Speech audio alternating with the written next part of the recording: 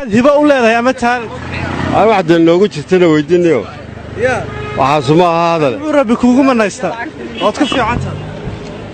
lacag baan ugu siinaysaa haddaan sheego waxaan doonayaa dadka u faa'iideeyo waana wareerinaga dad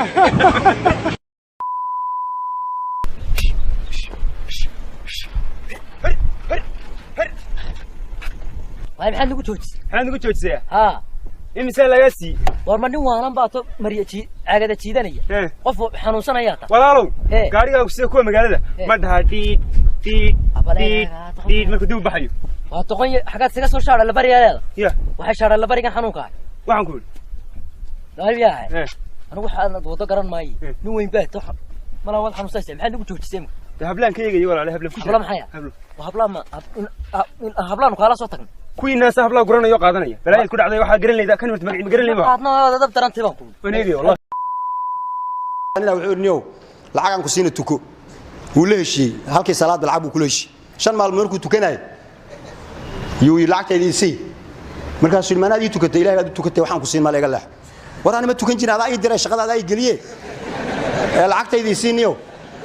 wuxuu waraan waxaan ku siini ma beer baad ii fashay aniga marka lacag ku siinaay markaas masaas ahaa adna maxaad ka qaaday weysil aan tukan jiray shantii maalmood ma weyse ma qabin aniga السلام عليكم ورحمة الله وبركاته بل دعوة مقالك كان One of the most difficult choices I have ever faced. labadii kun iyo sideedii waxaan sameeyay mid kamid ah go'aamadaydii ugu adkaa ee noloshayda ah waqtiga lacag la'aan baa i haysay kaliya waxaan haystay 30 milyan oo dollar mise talo 40 milyan oo dollar bay ahayd Or $30 or $40 million left in 2008. I had kun shilin kun iyo shan boqol baa dhiman waariya maxamedow is shantaydi boqol niyow shantaydi ma iska deys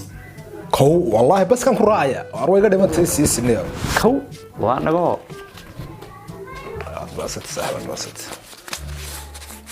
30 milyan buu klee sheet bana hallo yeeno kala warraba salaam alaykum